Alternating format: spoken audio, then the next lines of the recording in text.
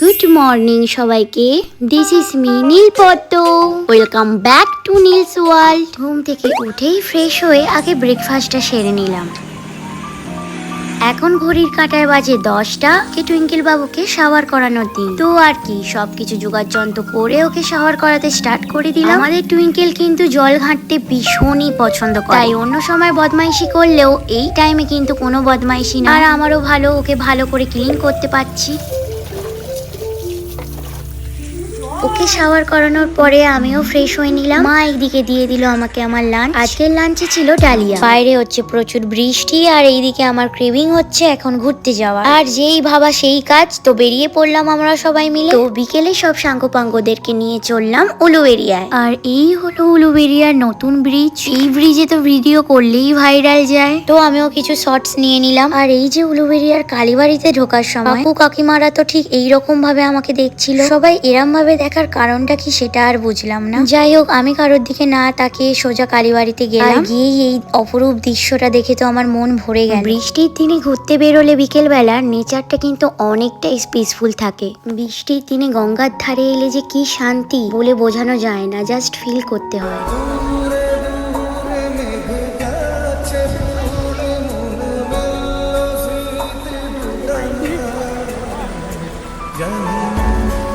গঙ্গার ধারে দাঁড়িয়ে অনেক হাওয়া খাওয়া হয়েছে, চলো একটু গিয়ে এবার বসা যাক। আর এখানে আমি বসার পরেই অমনি আমার সাঙ্গপাঙ্গরা এসে বসে পড়লো। বসে ইয়ার্কি মারতে শুরু করে দিয়েছে ওরা। দেখো দেখো পাগলিগুলো কেমন করে। দিন সন্ধে হতে আমরা সবাই মিলে খেয়ে নিলাম মোমো। আর এই যে আমার বন্ধুগুলো সব চলে এসেছে এখানে, ওদেরকেও একটু বিস্কিট খেতে দিয়ে দিলাম। আর দেখো এই পাগলিটা কি করে।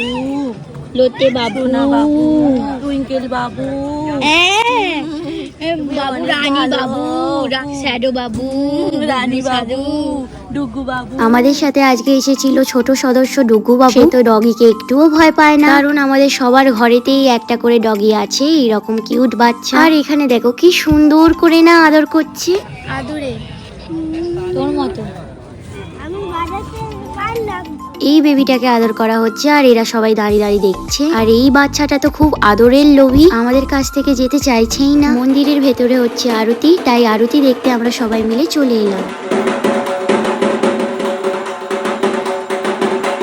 আরতি শেষ হওয়ার পর আমাদের গায়ে শান্তির জল দেওয়া হলো। দেন আমরা সবাই মিলে প্রণাম করে নিলাম। আর এইদিকে দেখো আমাদের ছোট সদস্য ডুকু বাবু এখানে এসেই একটা বন্ধু পেয়ে গেছে, তার সাথে খেলা করতে শুরু করে দিয়েছে। মন্দিরে কি সুন্দর শুয়ে আছে, ওনাকে দেখে প্রণাম করে নিলাম। আর এখানে এত ইয়াররিংস ছিল, আমি কনফিউজড হয়ে গিয়েছিলাম, তো এটা আমি নিলাম। লাস্টে আমরা বাড়ি যাওয়ার পথে দই ফুচকা খেয়ে নিলাম। আমরা এখানে দই ফুচকা খাই। আর তোমরা মিনি ব্লগটা একটা লাইক করে দিও। টাটা।